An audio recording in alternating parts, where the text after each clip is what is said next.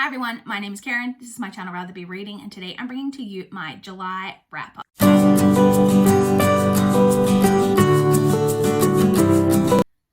July was kind of just like crazy up and down month in like so many different ways. It got started off not too bad, but then we had a COVID outbreak here in South Australia, the state that I live in, and were sent into a 7-day lockdown. It was just 7 days. So that was going on. And then in the end part of the month, the Olympics started. I love watching the Olympics. So I have been watching so much Olympics and getting very little else done in my life. Honestly, I've been hardly reading, hardly watching any booktube, hardly doing anything except just watching Olympics for the last like 8 days or whatever that it's been going on. And that will continue for the next like week until the Olympics finishes. But yeah, so let's jump straight in and talk about how my reading month went. We'll start as always with my statistics for the month. So I read a total of 23 books and I had 1 DNF. I read 18 novels, 2 children's novels, 2 graphic novels, and 1 manga. I read 9 books in physical format. I read 8 ebooks and I listened to 6 audiobooks. Excluding audiobooks, I read 11 books that I owned and 6 from the library. I read a total of 7,901 pages, which averaged out to 255 pages per day, which I'm happy with. I like to, as you guys know, try to keep that above 200. So I was really happy with that. The shortest book that I read was 112 pages, would have been one of the graphic novels, and the longest book that I read was 652 pages. The lowest star rating that I gave was I did give 2 different books 2 stars. And then my highest star rating, so I had a 5-star read in the month, but it was a reread. So I don't really count that.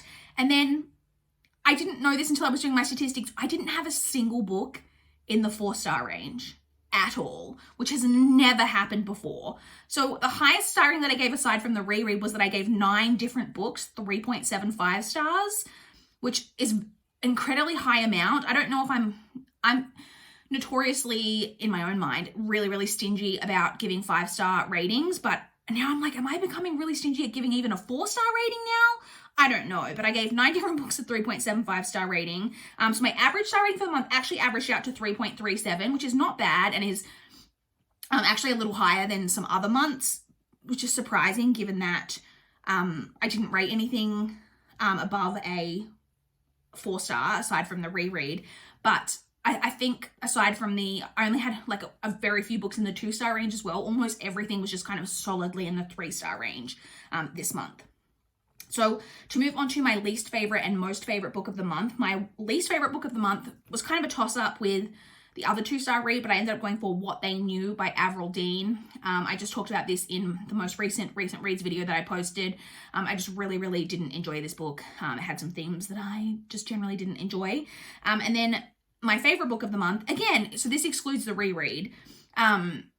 Again, this was kind of a toss-up. I had 9 different books that were all the same rating. I ended up going with An Act of Villainy by Ashley Weaver.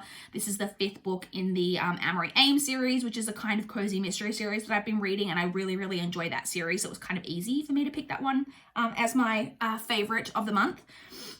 Now to move on to check in on my July TBR and all of the books I had on my TBR and how I did with them.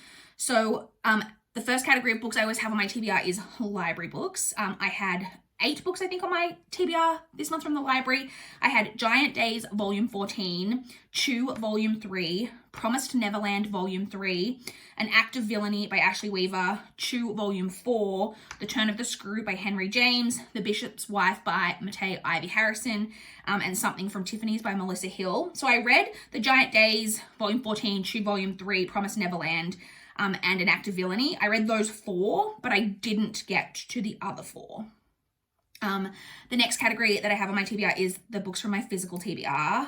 So I had 6 books. I had The Widow by Fiona Barton and The Child by Fiona Barton. I also had Burning by Danielle Rowlands, What They Knew by Avril Dean, The River at Night by Erica Ferenick. I've read all of those. And then the final book that I had from that category was The Passengers by John Mars, which was actually my TBR teacup book.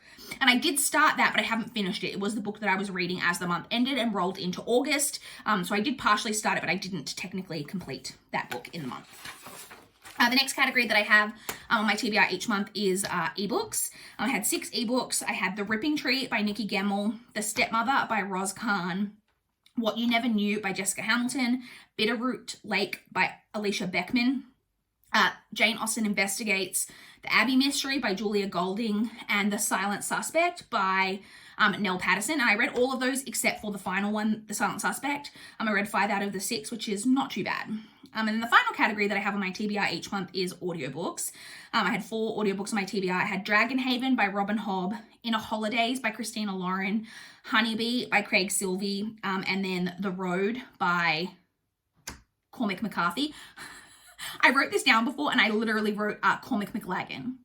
I read Harry Potter and the Half-Blood Prince this month, and apparently I've got Cormac McLagan on the mind, but it's by Cormac McCarthy. And I read the first 3 of those, but again, I didn't get to The Road by Cormac McCarthy. This is because it's one that's kind of a lower priority, because it's one that doesn't have holds on it, so I can just constantly renew it. So if I'm getting a little tight on like deadlines for other audiobooks, I will prioritize those, but I do still plan to read that one eventually. Now moving into checking in on a couple of my goals.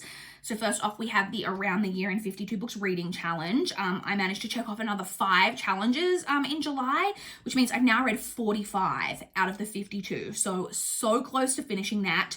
I expect that over the next few months, I may only check off like 1 or 2 here and there, because I've got the more difficult ones to still check off, but making excellent progress on that. And then the final goal we have to check in on is my goal to reduce my TBR to below 380 by the end of the year. We took a bit of a blow on this one, honestly, this month. So the TBR as of the 1st of July was 398. I'd finally got it below 400. And I read 5 books from the TBR in July, but I hauled 8. So my TBR as at the end of the month went up to 401, which is not great, but the majority of those books were the second half of a birthday book order that I placed. So, you know, I had a few things coming in, but yeah, that's how that goal is going. Hopefully, I mentioned in my book haul, I'm not planning to place another online book order probably until Christmas. So I may get like 1 or 2 books here and there like randomly, but I'm really hoping to focus on reducing that in these next few months. But that's it. That is how my July reading month went. I would love to chat with you guys in the comments down below. If you've got any thoughts on how my July reading month went, or if you want to chat to me about how your guys' July reading month went, I would love to know. Please like this video if you liked it. Please subscribe if you want to see more from my channel. That is all I have for this video today. Bye guys.